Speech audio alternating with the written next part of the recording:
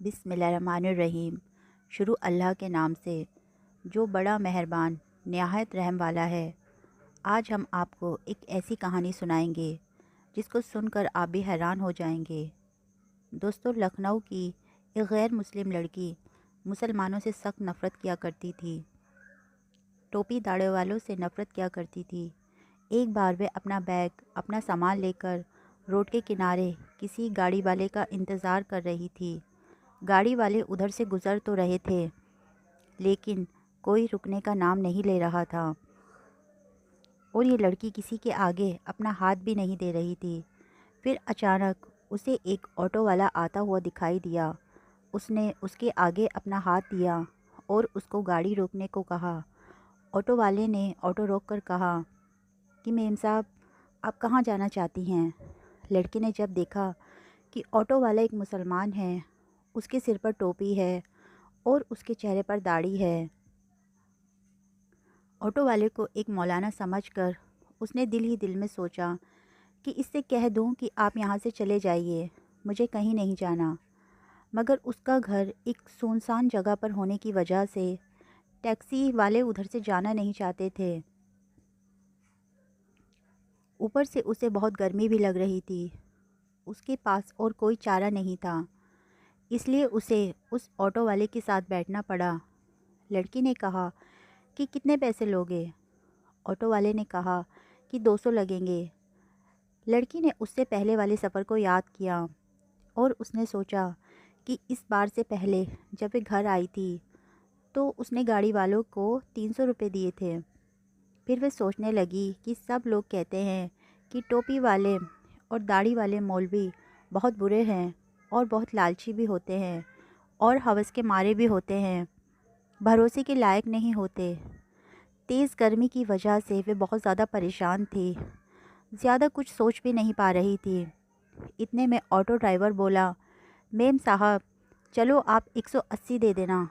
लड़की बोली, सामने मेरा सामान है जो बहुत भारी है, अकेले मुझसे उठाया नहीं जा रहा, हो सके तो आप मेरी कुछ मदद कर दें। उसके बाद उस ऑटो ड्राइवर ने लड़की का सामान अपनी गाड़ी में रखा और चल दिया।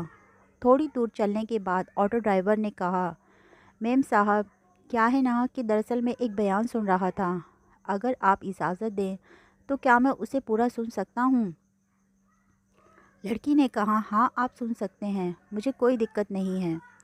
उसके बाद में ऑटो वाले ने अपना म्यूज़िक सिस्टम ऑन कर दिया, जिसमें एक मौलाना साहब बयान फरमा रहे थे और पर्दे की फजीलत बता रहे थे।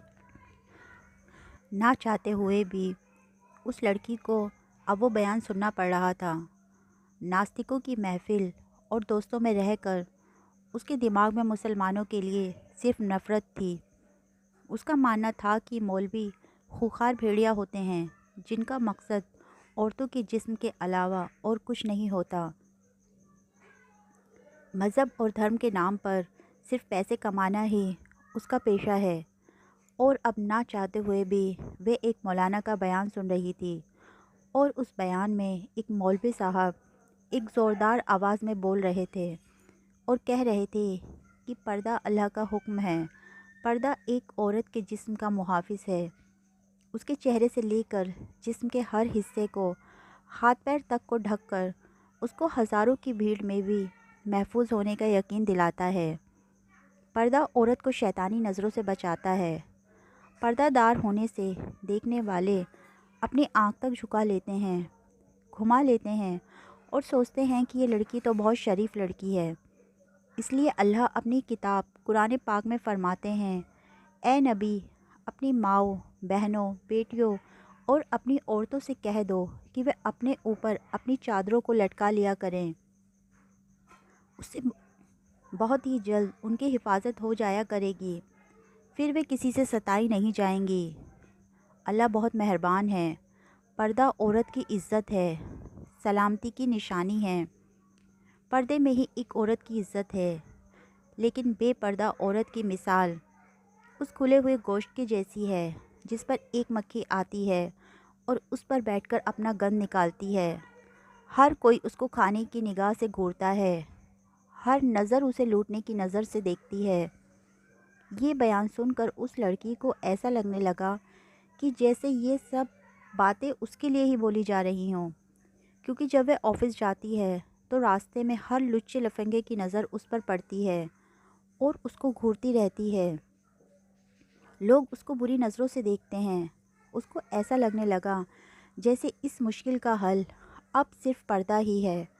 بیان سنتے سنتے اتنے میں اس کی بتائی ہوئی گلی میں گاڑی پہنچ چکی تھی اور اس کے گھر کے سامنے جا کر آٹو رک چکا تھا۔ وہ لڑکی آٹو سے نیچے اتری اور کہنے لگی، میرا سامان باہر رکھ دیجئے۔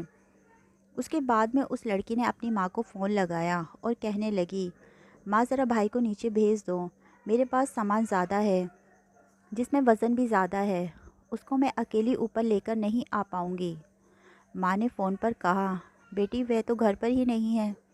یہ سن کر آٹو ڈرائیور بولا، کوئی بات نہیں ہے، چلیے میں آپ کا سامان رکھ کر آ جاتا ہوں۔ لڑکی کے دماغ میں پہلے ہی یہ سوچ آ چکی تھی کہ یہ شاید پیسوں کے لالچ میں یہ سب کچھ کر رہا ہے۔ چلو اسی سے اپنا سامان رکھوا لیتی ہوں، اس کے بعد میں جو یہ پیسے بولے گا میں اس کو دے دوں گی۔ یہ سوچ کر لڑکی بولی، اچھا ٹھیک ہے۔ اس کے بعد اس آٹو والے نے اس کا سامان اٹھایا اور اس لڑکی کے کہنے پر ایک فلیٹ کے سامنے اس کا سامان رکھ دیا۔ اس کے بعد میں اس لڑکی نے 300 روپے نکالے اور آٹو والوں کو دینے لگی۔ یہ دیکھ کر آٹو ڈرائیور بولا، میم صاحب 300 کس بات کے لیے؟ یہ سن کر وہ لڑکی کہنے لگی، دراصل کچھ دن پہلے میں جب ایک آٹو میں آئی تھی تو اس آٹو والے نے مجھ سے 300 ہی لیے تھے، اور پھر آپ نے تو میرا سامان بھی اٹھا دیا ہے۔ اگر اس کے پیسے آپ کو الگ سے چاہیے تو میں وہ بھی دینے کے لیے تیار ہوں۔ آٹو ڈرائیور بولا، میم صاحب آپ اپنے یہ پیسے اپنے پاس رکھیے، ہماری بات جتنے میں ہوئی تھی اس سے زیادہ پیسے میں آپ سے نہیں لوں گا، اور بات رہی آپ کے سامان اٹھانے کی، تو ہمارا دین ہمیں یہی سکھاتا ہے کہ ہمیں دوسرے لوگوں سے ہمدردی رکھنی چاہیے، اس لیے میں نے آپ کا سامان اٹھا کر آپ کی مدد کی ہے، اور اس کے پیسے آپ سے الگ سے میں نہیں لے سکتا۔ یہ کہہ کر آٹو ڈرائیور جانے لگا تو اس لڑکی کے منہ سے نکل گیا کہ کیا آپ ایک مولوی ہیں؟ آٹو ڈرائیور مسکرایا اور کہنے لگا، مجھے لگتا ہے مولویوں کے بارے میں آپ کو غلط جانکاری دی گئی ہے، آپ کو مسلمانوں کے بارے میں غلط گائیڈ کیا گیا ہے۔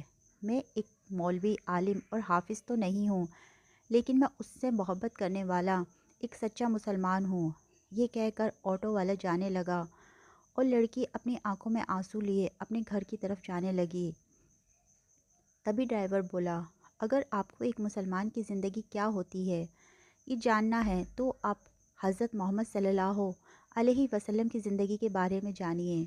آپ کو انسانیت کی اس سے اچھی مثال دنیا میں اور کہیں بھی نہیں مل سکتی۔